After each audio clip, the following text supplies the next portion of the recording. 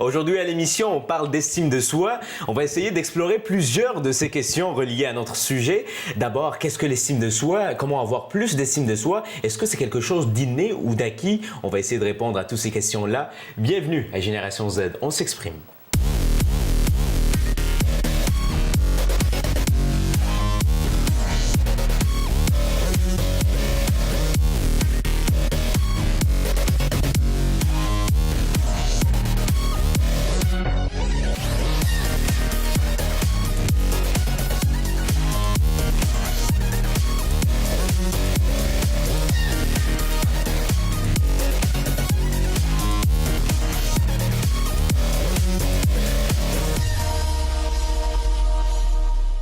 On parle d'estime de soi aujourd'hui et comme à chaque semaine, on accueille Cédric qui est avec nous. Ben oui, bonjour. Qui fait le Movember. Très belle moustache d'ailleurs. Ben oui, merci. Mais je viens de me rendre compte que j'aurais dû commencer un mois d'avance, mais c'est pas grave. Oui, c'est ça. Et on a avec nous notre spécialiste aujourd'hui, Véronique Blais, qui est auteure, intervenante sociale, conférencière. Mon Dieu, vous en faites bien des affaires. Oui. Et vous avez écrit ce livre-là qui s'appelle Le Cahier, qui aide à renforcer l'estime de soi chez les jeunes et particulièrement une peine d'amour. On raconte une histoire. Qu'est-ce qu'il y a là-dedans? Oui, en fait, c'est pour. Il est dédié aux jeunes filles qui vivent une peine d'amour. Ouais. Et c'est un livre qu'on peut se procurer un peu partout dans les grandes librairies. Merci beaucoup d'être avec nous. Et comme aujourd'hui, notre sujet, c'est l'estime de soi, je vais commencer l'émission en vous donnant quelques statistiques, juste pour vous mettre en contexte. Presque 18% des jeunes entre 12 ans et 19 ont dit avoir une faible estime de soi. Et c'est la tranche de la population qui a le plus faible estime de soi, si on peut dire ça comme ça. Vous en pensez quoi? Oui, en effet, c'est pas très surprenant. Quoique c'est un peu, pas déplorable, mais c'est un peu... moi, je trouve qu'il y a comme une urgence aussi d'aller renforcer cet aspect-là de la personne, parce que c'est une période de vie où est-ce qu'on se cherche. On est entre... c'est un processus, en fait, entre l'enfance puis vers le monde adulte. Donc, beaucoup de chamboulements. C'est une période de chamboulement. Donc...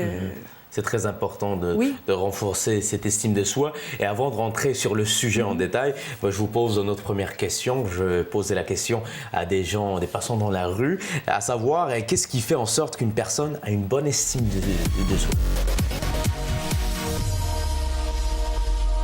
Ceux qui sont intimidés, par exemple, dans le fond, eux, ils vont avoir moins confiance en eux.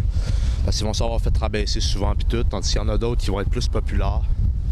Eux, ils vont avoir plus confiance en eux parce qu'il y a du monde qui vont y montrer qu'ils sont bons. Je crois s'entourer d'un beau réseau, puis faire des activités dans lesquelles on se sent valorisé, peut-être. Je pense que ce qui ferait une bonne estime de soi, c'est qu'on ait un entourage qui est toujours là pour nous, qui nous montre ce qu'on vaut, puis le reste, c'est à nous de nous prendre en main, puis c'est ça.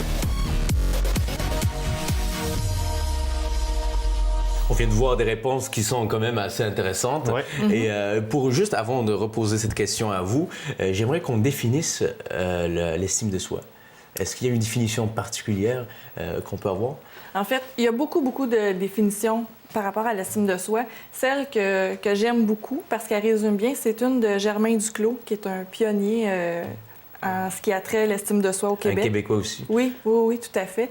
Puis, dans le fond, l'estime de soi, selon lui, c'est la conscience que l'on a de sa valeur, que ce soit à tous les niveaux, que ce soit au niveau personnel, au niveau professionnel. Et qu'est-ce qui fait en sorte qu'une personne a plus d'estime de soi qu'une autre, qu'une personne a plus de facilité? Tu le sais, c'est des choses qui varient de personne en personne. Il n'y a pas quelqu'un qui est pareil comme l'autre. Donc, c'est sûr que toi et moi, on va avoir une différente estime de soi parce que ça dépend de notre environnement. Ça dépend, plusieurs autres aspects dans ta vie. Si, par exemple, dans des situations, comment tu es capable de dealer avec des défis que tu as à faire. Mettons, on te demande quelque chose, c'est comment tu composes avec tous ces aspects-là. Puis, dans le fond, la confiance, l'estime de soi, c'est un peu un synonyme de confiance en soi. C'est comment justement tu es capable de faire face à l'adversité dans le fond aussi. Justement, on va revenir, tu as dit confiance en soi. Ouais. Estime de soi et confiance en soi, c'est pas pareil. Ah, c'est pas pareil. On va voir ce qui différencie les deux. Mais qu'est-ce que, par exemple, on a deux personnes, une personne qui a relativement confiance en lui, il a une bonne estime de lui-même, une autre personne qui a une moins bonne estime de lui-même. On parle des personnes d'âge adulte. Pourquoi cette personne a de l'estime en lui-même? C'est quoi les éléments qui ont fait en sorte que cette personne-là a une bonne estime de lui-même? En fait, il y a beaucoup de facteurs. Il n'y a pas juste un facteur. On ne peut pas dire, exemple, bon, mais c'est parce que il n'a pas réussi à l'école. C'est la façon, tu sais, quand on revient au principe que c'est une question de conscience de ce qui se passe, mais c'est d'être conscient de ses forces et de ses limites. Puis ensuite de ça, il y a tout ce qui entoure ça, tout ce qui va venir nourrir ça. Entre autres... son éducation. L'éducation, mais aussi, je dirais, un peu... Quand on voyage dans la vie avec des petites valises, fait qu'on accumule nos petites victoires, on accumule nos sentiments de réussite, on accumule toutes sortes d'expériences de vie. On va en arriver à en créer des points d'ancrage pour justement dire, bon, mais quand il y a une difficulté, quand on fait face à une limite, ça va faire en sorte qu'on sait qu'on est capable de la surmonter. C'est d'être capable d'aller dans ses propres ressources intérieures. Puis quand on n'y arrive pas, c'est d'arriver aussi à aller voir des gens en qui on a confiance, des gens en qui on a confiance pour nous aider à passer à travers ça. Et plusieurs personnes pensent que l'estime de soi, c'est bien de la développer à l'adolescence, à l'âge adulte. Et c'est faux, hein, parce qu'on peut la développer à partir de l'enfance, même très, très jeune. Hein. Des bébés peuvent développer leur confiance en soi, leur estime de soi. Exact. Ça part dès que tu nais quasiment, tu sais. On est tous différents. Puis on est souvent confrontés à des situations dès le jeune âge. Puis souvent, justement, avec les parents, c'est comme ça qu'on peut commencer, étant enfant, à développer son estime de soi. La relation qu'on a avec nos parents qui est très, très, très important.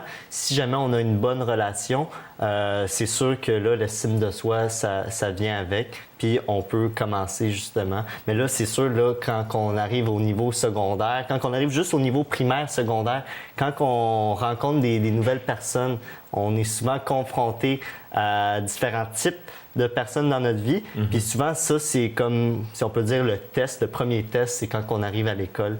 Puis on peut déterminer à quel niveau est notre estime de soi, mais ça se développe tout au long de notre vie.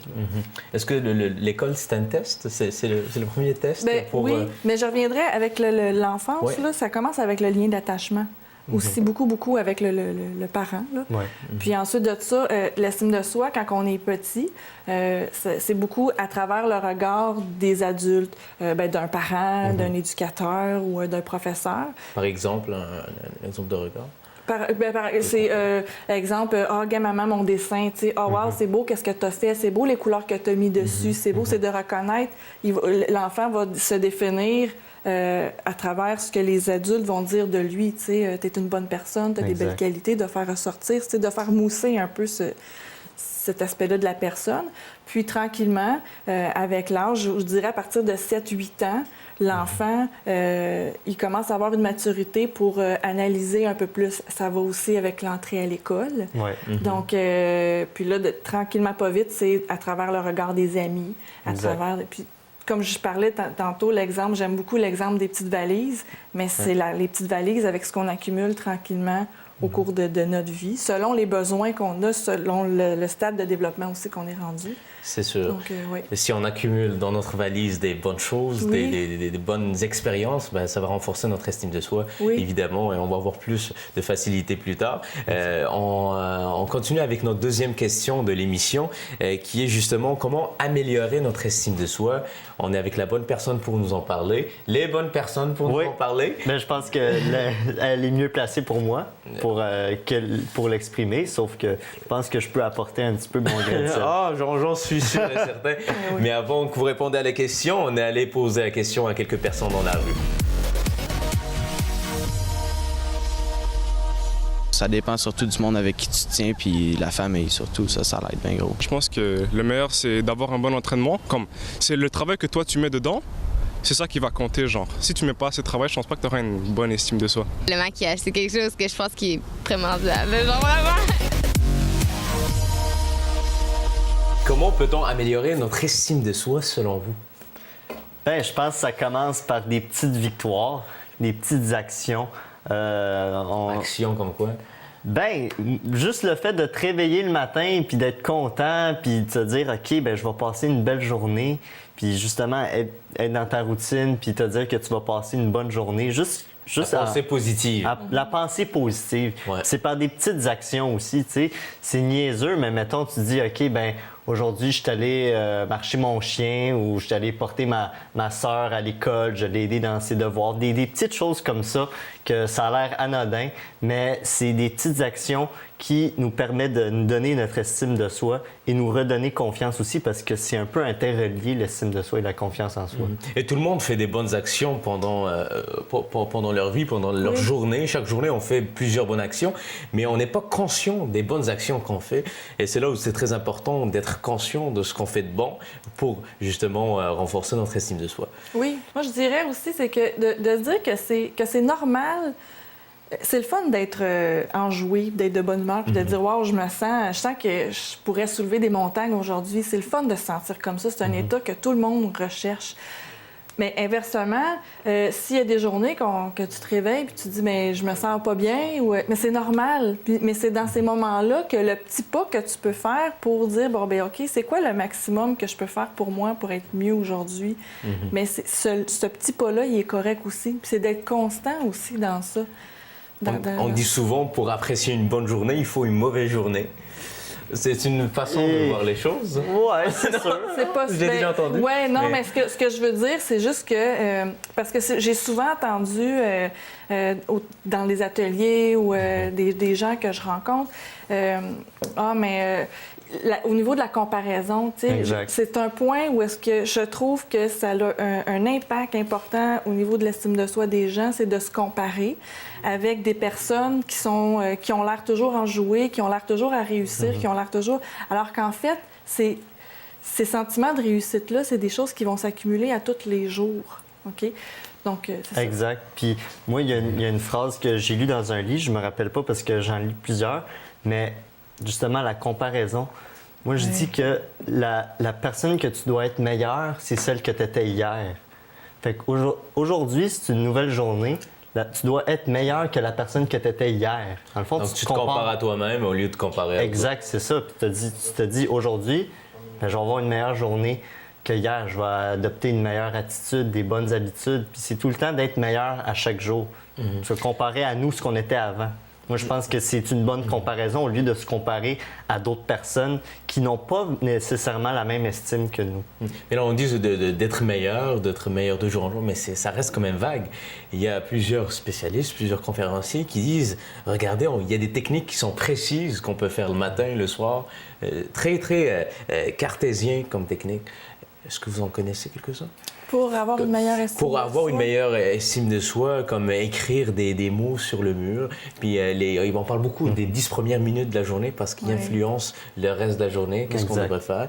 Il y en a qui récitent des textes chaque matin quand ils se lèvent, qui écrivent beaucoup leurs objectifs, entre autres. Moi, je dirais d'avoir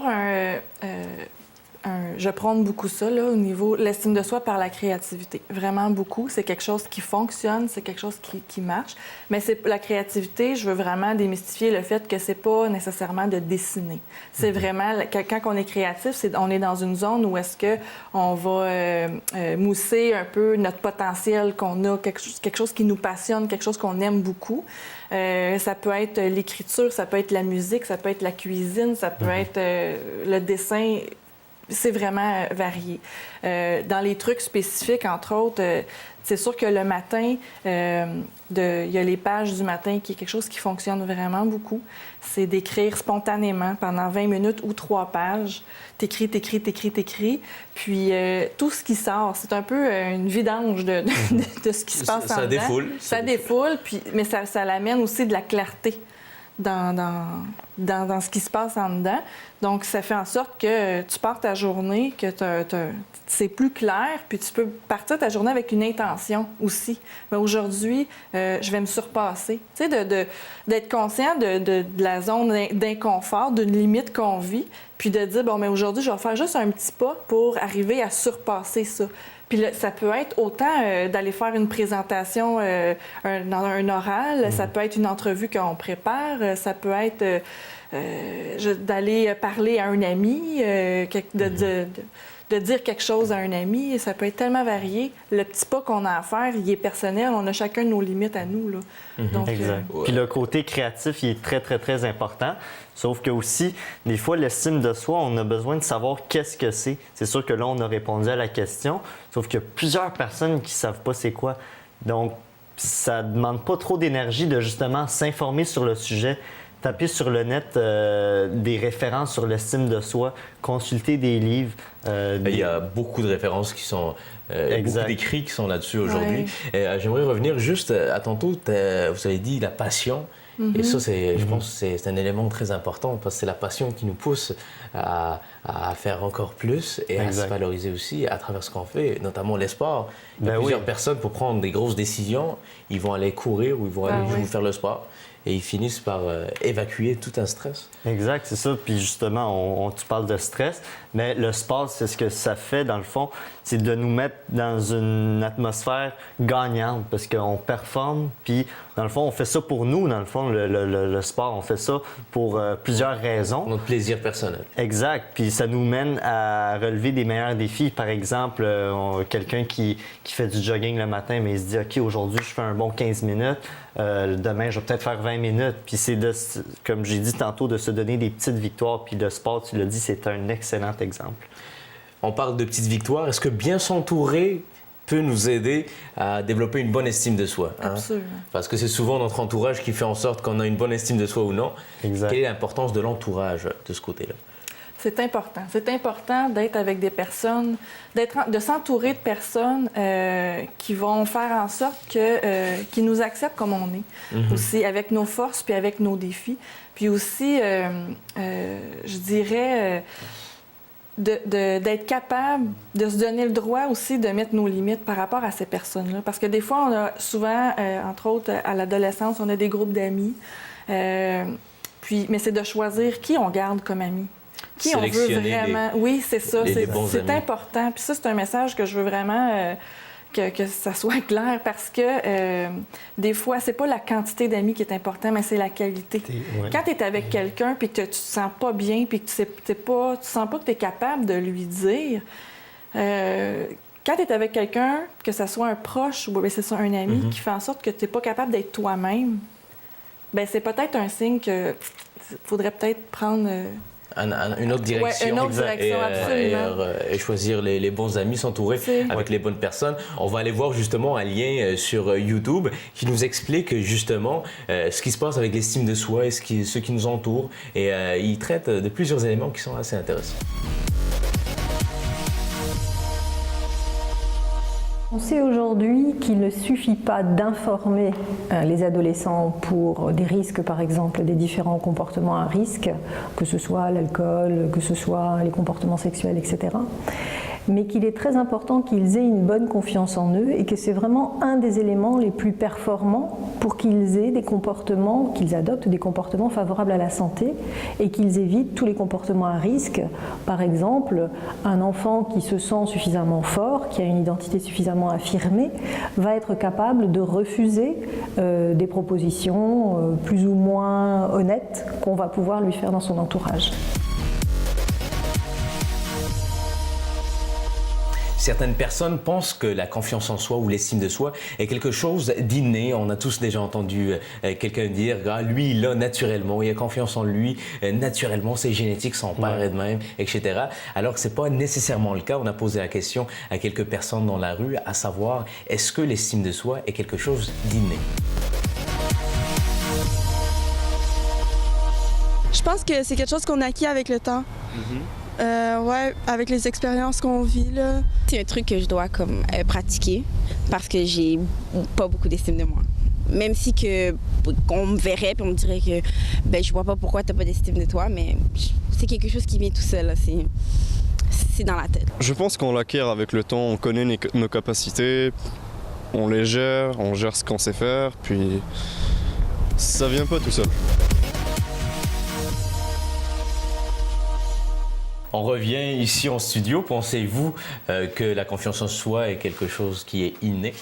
C'est sûr qu'on l'a, comme tu dis, il y a plusieurs personnes qui pensent ça. Je ne suis pas un scientifique pour t'expliquer cette théorie-là, mais moi, je pense pas. Je pense que chaque personne, j'ai dit au début, sont uniques. Ils ont toutes un estime de soi qui sont propres à eux. Puis ça peut se développer, ça peut s'améliorer de jour en jour. Mais de là à dire que quelqu'un est né comme ça, pas d'estime de soi, ben il va tout le temps être de même, puis ses enfants vont être de même, je pense que... C'est une fausse idée. Exact. Et justement, on a une spécialiste qui va nous éclairer là-dessus. Est-ce que c'est vrai, ça? Que c'est inné? Oui. Non, c'est pas inné. C'est pas quelque chose qui... Il y a tellement de facteurs qui vont faire en sorte qu'une personne va avoir une estime de soi positive ou non. Comme je disais, c'est d'être conscient de la valeur, c'est d'être conscient de ses forces, de ses limites, mais c'est quelque chose qui s'apprend.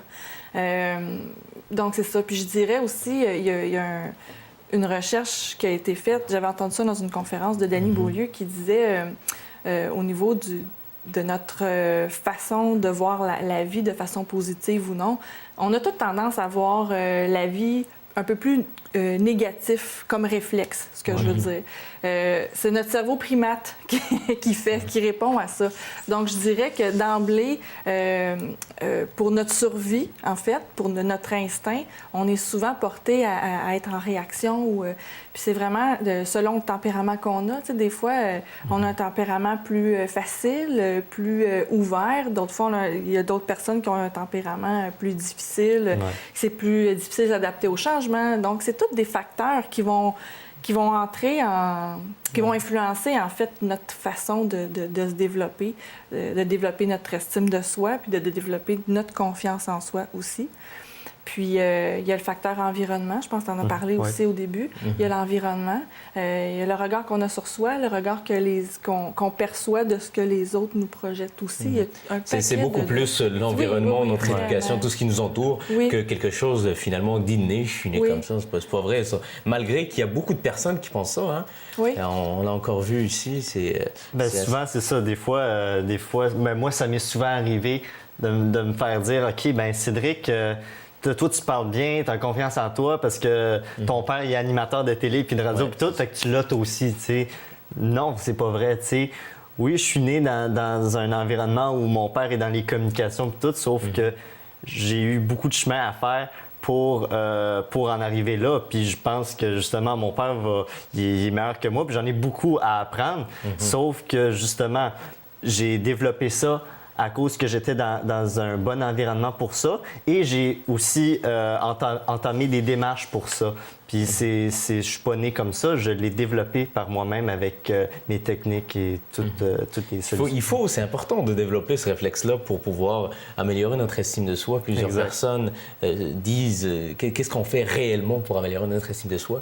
Alors, on réalise que finalement, il n'y a pas beaucoup de personnes qui font des actions concrètes pour devenir meilleur de ce côté-là. Bien, je dirais de sortir de sa zone de confort, là, c'est vraiment... C'est un gros défi, ça. C'est un gros défi, mais ça l'aide beaucoup. Ça l'aide vraiment beaucoup parce qu'après, tu es content, tu es fier de toi, puis ça te fait une belle victoire à mettre justement dans ta petite valise. Une belle valorisation de soi-même. Il y a plusieurs personnes qui disent que c'est difficile d'avoir plus d'estime de soi, c'est difficile de travailler avec ça, mais c'est très facile de la perdre. Ah, oui. Et c'est assez drôle. Est-ce qu'on peut être quelqu'un de très confiant, puis du jour au lendemain, on perd toute notre confiance? Oui, mais en fait, c'est un peu comme si c'était vivant. Il y a des journées, comme je disais au début, on pourrait avoir l'impression qu'on va déplacer des montagnes, tandis qu'il y a d'autres journées, tout dépendamment de notre humeur, de notre état. Et c'est normal, c'est tout à fait normal. Des fois, on va vivre un deuil qui va faire en sorte qu'on a l'impression que... on ne vaut plus rien. Mais c'est dans ce temps-là que c'est important de s'entourer de gens avec qui on se sent bien. D'être douillet envers soi-même, là, de prendre soin de soi, de revenir à la source, quand je dirais. L'estime de soi, moi, je l'imagine beaucoup comme un pont. C'est entre ce qui se passe ici puis l'extérieur. Puis c'est comme un voyage entre les deux, puis ça nous suit tout au long de notre vie.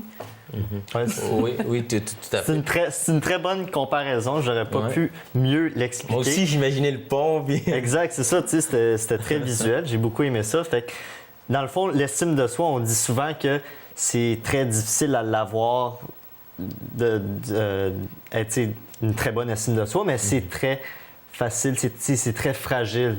Donc, dans le fond, ça y va par des petites actions quotidiennes. Le fait de, justement, comme tu l'as dit plus tôt dans l'émission, les 10 premières minutes le matin, ça commence comme ça.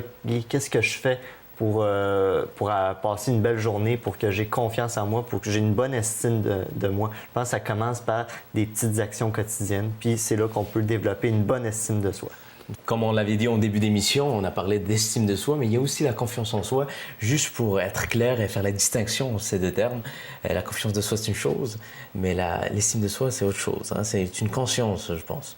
Oui, l'estime de soi, c'est la conscience de sa propre valeur, si on le dit et redit. Ouais. Mais c'est aussi... donc, la confiance en soi, c'est plus l'image qu'on a de soi. Je l'imagerais plus, dans l'action, en fait. Tu sais, comme définition, là, c'est plus dans l'action de ce qu'on fait pour se sentir mieux, pour être fier de soi, tu sais, d'être capable d'accomplir. Ça l'amène aussi dans un sentiment d'accomplissement.